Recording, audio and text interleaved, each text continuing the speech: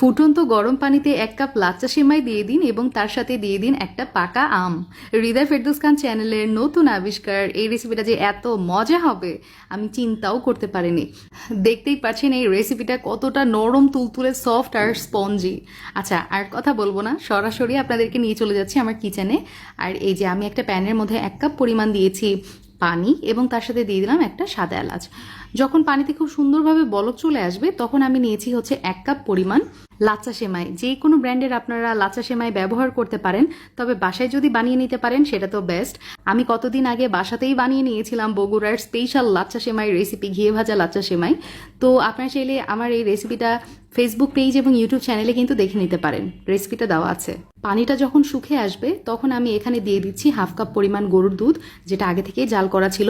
তো দুধ যখন শুকিয়ে গেছে, লাচ্চা সেমাই সোক করে নিয়েছে, তখন অ্যাড করেছি হচ্ছে ম্যাঙ্গো পাল্প। একটা মিডিয়াম সাইজ পাকা আম আমি কেটে ছোট ছোট পিসেস করে ব্লেন্ডারে ব্লেন্ড করে তারপর এখানে অ্যাড করেছি।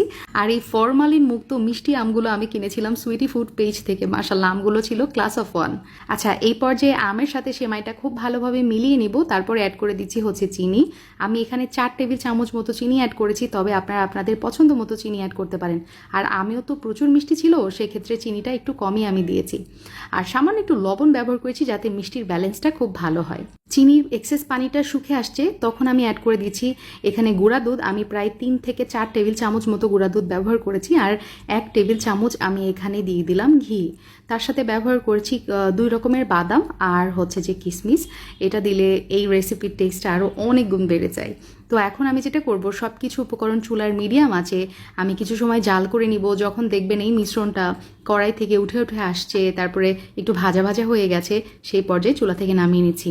আর এটা যখন ঠান্ডা হয়ে যাবে, হাত সহ্য করা গরমে আসবে, তখন আমি যেটা করেছি এই যে দেখতে পাচ্ছেন, হাত দিয়ে আমি লাড্ডু শেপ দিয়ে নিচ্ছি বা মিষ্টি শেপ দিয়ে নিচ্ছি। আপনারা চাইলে বরফি করে কেটে নিতে পারেন, সাজ দিয়ে ডিজাইন করে নিতে পারেন, কিংবা এটা কিন্তু সন্দেশের শেপও দিতে পারেন, সম্পূর্ণই আপনার ইচ্ছা। তো সবগুলো মিষ্টি বা লাড্ডু বানিয়ে নেওয়া কমপ্লিট। এখন যেটা করছি এই যে দেখতে পাচ্ছেন, আমি সামান্য একটু সেমাইয়ের মধ্যে এই লাড্ডুটা গড়িয়ে নিচ্ছি। তো হয়ে গেছে আলহামদুলিল্লাহ। তবে আপনারা চাইলে এটা ড্রাই কোকোনাট আছে না, সেটার মধ্যেও কিন্তু গড়িয়ে নিতে পারেন, সেটাও খেতে অনেক মজা লাগে। তো এখন আমি যেটা করব, আপনাদেরকে সার্ভ করে দেখিয়ে দিব। আমি জাস্ট ওপরে একটু এই যে ড্রাই ফ্রুটস দিয়ে গার্নিশ করে নিয়েছি। এটাও আপনাদের ইচ্ছা, আপনারা চাইলে দিতেও পারেন, নাও দিতে পারেন।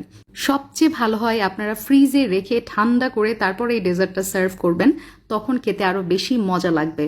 নর্মাল ফ্রিজে এই ডেজার্টটা রাখলে ইনশাল্লাহ 15 দিনের মতো ভালো থাকবে। আর এটার টেক্সচার, এটার সফটনেস দেখে বুঝতে পারছেন এটা কতটা মজা হয়েছে। মাশাল্লাহ, আমি খেয়ে টোটালি ফিদা। রেসিপিটা ভালো লাগলে give me a Thums up. ইনশাল্লাহ আবার দেখা হবে। আসসালামু আলাইকুম।